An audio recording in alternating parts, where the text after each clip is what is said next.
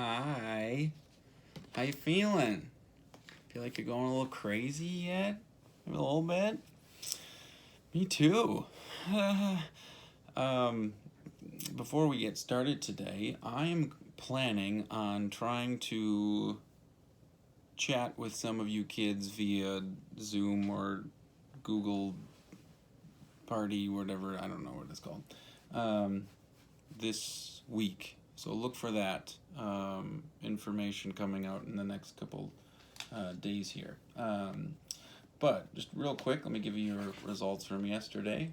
Hound Dog by Elvis Presley beat out Fortunate Son by 62%. No Woman No Cry won by 60% over London Calling. Despacito got destroyed by We Are Young by 85%. I don't know if that means you really like We Are Young or you really dislike Despacito. And then Firework and All of Me kicked butt there by 79%. That's such a pretty song. So today, I'm excited about this today because I bet that there's a majority of you kids that can't name one song by any of these artists. And some of you will be able to, but I bet most of you won't be able to. Let's test that. Do you know a song by the Righteous Brothers? Or the Kinks? Or Stevie Wonder? Or Bruce Springsteen? Those are who you're listening to today. So the first one is Bruce Springsteen's Born to Run versus Stevie Wonder's Superstition.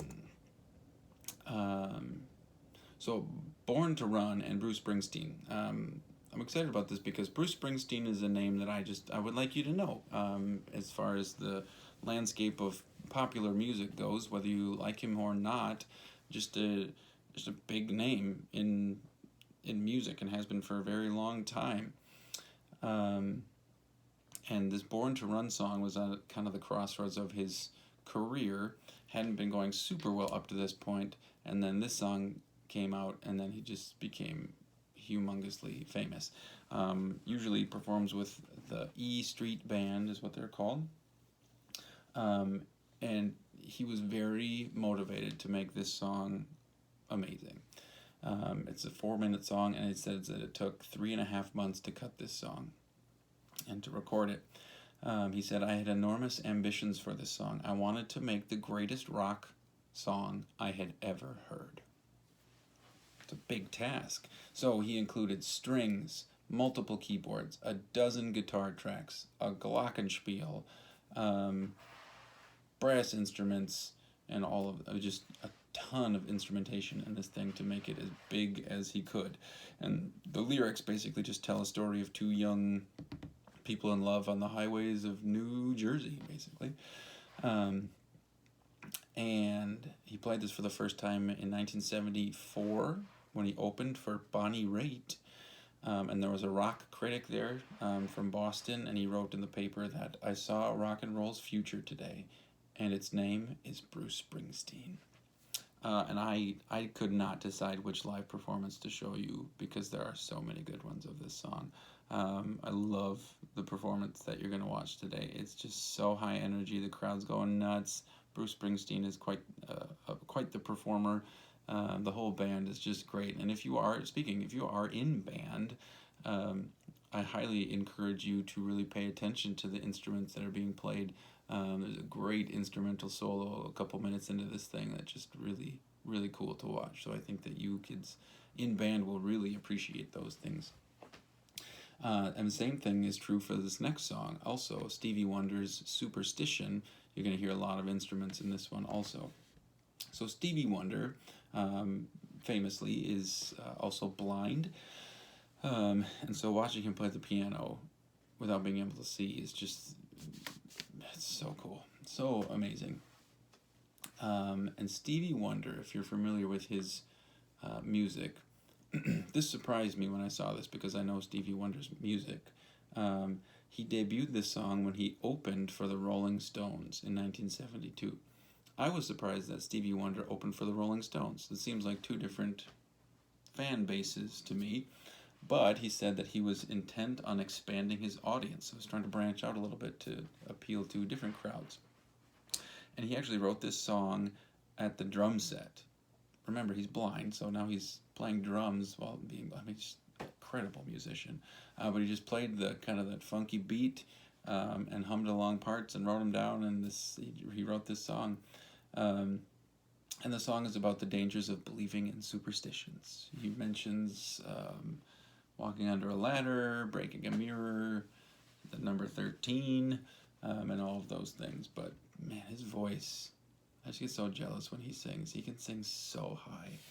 I can't. You know that. I wish I could sing like him. But alas. So that's the first one.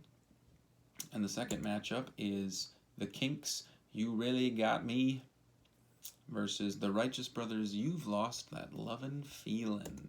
So the Kinks, they had released two singles before this, and they were humongous flops. Tremendous flops. And the band felt like this was because the songs were too pristine, they were too clean and shiny, so they wanted to make it a little bit more rough and raw rock and roll sound. And so the guitar player, Dave Davies, is that really his name? Dave Davies? He wanted to make this guitar kind of sound dirtier, and so he took a razor blade to the speaker in his amp and just started slicing up the speaker with a razor.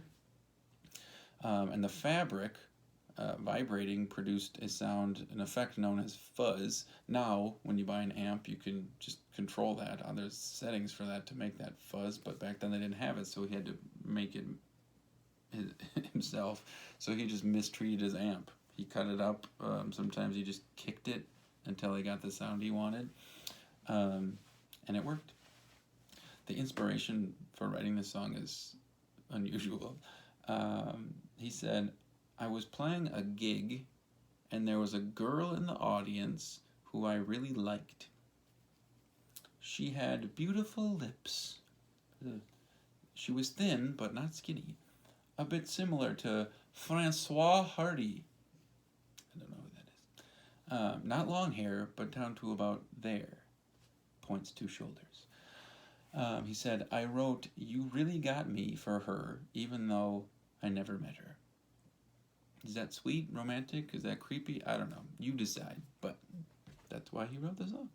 You Really Got Me. And then, what's the last one? You Lost That Lovin' Feelin' by the Righteous Brothers. If you have seen Top Gun, this is very famously in Top Gun with Tom Cruise, the airplane fighting movie. But the Righteous Brothers, and so when you listen to this song, first of all, you gotta get to the second half of the song. That's when it really picks up, and it starts off kind of cheesy sounding, and then their voices start getting a little. It's cool. But the very first thing you hear when you sing, it's a surprisingly low sound for pop music. Typically, pop singers sing in the higher parts of the range, but it's "You Never Close Your Eyes," way down there. I look like a Muppet when I did that. You never close. But the low sound, and when the producer first heard it, he said, Phil, you have it on the wrong speed. He thought that he was playing the record too slow. You know, when you play something in slow motion, it goes down. So he thought that was being played at too slow. But he said, no, that's where he's singing it. That's where he's saying. And surprised a lot of people. And then when so there's two guys, and one guy sings the entire first verse by himself. And the other guy, when they were recording the song, he said, what do I do while he's singing the entire first verse by himself?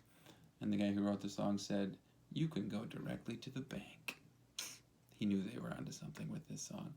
And according to BMI Music Publishing, You've Lost That Lovin' Feelin' was played on American radio and television more times than any other song in the 20th century. Over 8 million plays. That's a lot. That's a lot. So there you go. You can vote on those. Have fun with it. And the newer songs you're going to be listening to are... the title of these songs have changed a lot over the years. You're listening to, like, I Want to Hold Your Hand and Imagine and You've Lost That Love and Feeling. And today you're going to be listening to Chicken Fried. It's a good song. Zac Brown Band's Chicken Fried versus, one of my guilty pleasure songs, One Direction's What Makes You Beautiful. Baby, you light up the world, whatever the words are. I like this song. It's so catchy. Versus Float On by Modest Mouse. Maybe you haven't heard of this song. Made tons of money. Versus Jason Mraz, I'm Yours. Well, you done me and you bet I felt it. So, that's what we're doing today. So, enjoy that. I hope you have a fabulous day today. And I hope to talk to you soon. Love you, kids. Bye-bye.